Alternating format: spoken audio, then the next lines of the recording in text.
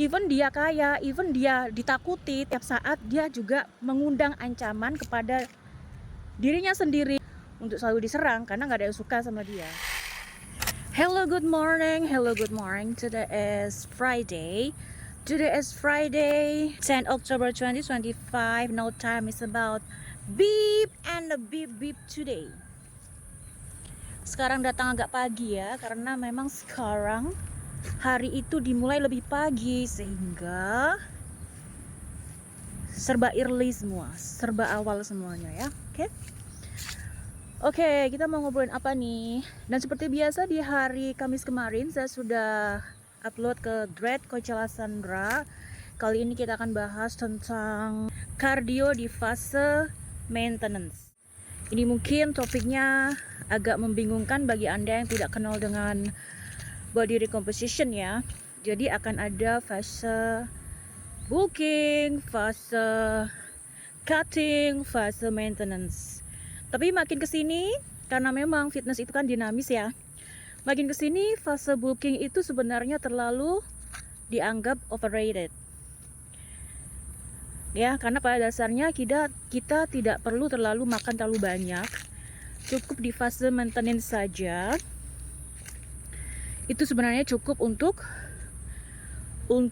gaining muscle seperti itu ya. Yang penting nutrisinya itu diperbaiki, terutama di proteinnya. Kita perbanyak protein dan juga takaran dari karbohidratnya ya.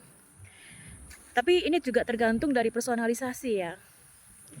Ada orang yang memang untuk bulking itu ketika dia harus fat loss itu susah banget ya fat lossnya.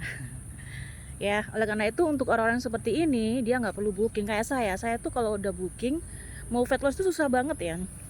Topik ini sangat complicated karena sekali lagi ini kalau dibahas secara umum akan terasa tumpang tindih begitu ya. Oleh karena itu perlunya kita punya coach agar bisa ngarahin masing-masing personal agar bisa mencapai goalnya seperti itu ya. Jadi pada akhirnya perlukah bulking atau tidak itu tergantung dari kondisi tubuh dari kliennya. Apakah dia membutuhkan bulking atau cukup maintenance. Tapi bagi teman-teman yang terlalu kurus atau terlalu skinny atau terlalu bony, itu tentunya bulking dibutuhkan ya. Tapi memang perlu diketahui batas dari dia makan itu sendiri. Kasihan kalau dia dicekokin terus ya. Oleh karena itu juga pendidikan nutrisi harus juga dikasih sama dia biar dia tidak menyerah untuk bisa membesarkan badannya kayak gitu ya. Silakan dibaca, silakan di follow di Dread Coachella Sandra ya, postingan senilai ratusan ribu rupiah. Silakan Anda follow secara gratis, oke? Oke, sekarang ngobrolin apa nih? Sekarang yang lagi rame tentang ceasefire di Middle East ya, antara Israel dan juga Hamas. Kita berharap sebagai manusia yang normal, sebagai human, tentunya berharap tidak ada lagi genosida di Gaza ya. Saya pengen jalan-jalan, kita berenang, kita nge-gym, gak ada saudara kita di belahan lain yang menderita karena ketakutan penjajahan, ketakutan di genosida, ketakutan di terorisme kayak gitu ya. Pengennya kita itu sama-sama senang-senang menikmati bumi yang indah ini begitu ya. Dan itu harus dimulai dari detik sekarang.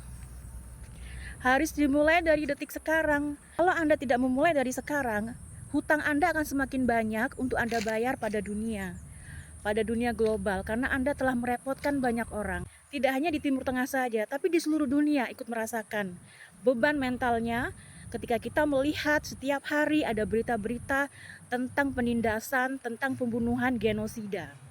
Dan sekarang dunia juga trust issue karena perilaku track record yang telah kaum Anda lakukan. Sehingga tugas Anda untuk membangun trust building di masyarakat global ya, sehingga pola lama kekerasan dengan fisik pembunuhan harusnya tidak ada lagi.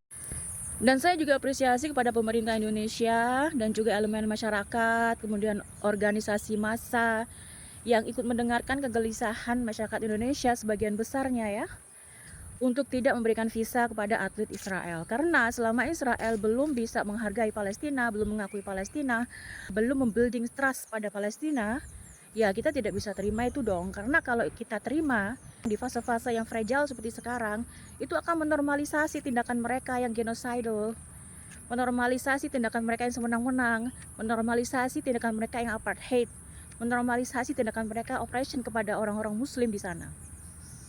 Oleh karena itu pesan kepada pemerintah di Indonesia, kalau memang Anda ingin dicintai oleh warga, Anda ingin dicintai oleh masyarakat, Anda memang harus mendengarkan ya sebagian besar teriakan, jeritan, atau keluhan sebagian masyarakat Indonesia agar Anda langgeng kekuasaannya ya. Dan langgeng bukan karena manipulasi, tapi langgeng karena memang Anda dicintai. Tentunya kelanggengan ini juga konstitusional ya. Tidak boleh yang sekali lagi dimanipulasi, diakal-akalin, karena pada akhirnya Anda yang akan rugi sendiri. Pada akhirnya orang-orang akan menuntut balasan pada Anda. Bagaimana dengan film? Oke, untuk film, untuk saat ini saya lagi nonton Monster ya, Monster The Again Story. Coba dicek itu filmnya, saya masih di episode 1 ya. Saya tidak tahu itu film ini tentang apa, jadi kalau misalnya nanti ada ya unsur-unsur lah gitu ya, percintaan sejenis, ya mohon maaf karena saya sendiri nggak tahu filmnya tentang apa gitu ya. By the way, ini kan headset saya ya. Kenapa saya balik lagi pakai headset ini? Karena menurut saya suaranya jauh lebih stabil ya pakai headset ini, mereknya J-Lab suaranya, dibanding dengan headset TWS yang model Bin itu ya. Karena ternyata suaranya itu bisa membengung gitu, bisa mendengung juga gitu ya. Jadi untuk suara saya lebih pilih J-Lab ini sekarang buat siaran ya. Oke, sampai di sini dulu. Sepertinya udah siang. Saya tadi sempat pergi ke kantor Pegadaian dulu, mengurus string gitu ya.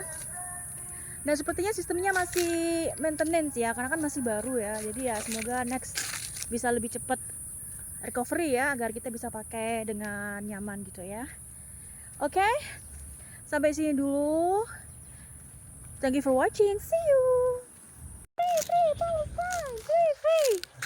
Semua langkah kecilmu rayakanlah selalu. Menarilah dengan jiwamu, yakinlah peluk dirimu. Tujuan akhir menunggumu. Free Palestine, free.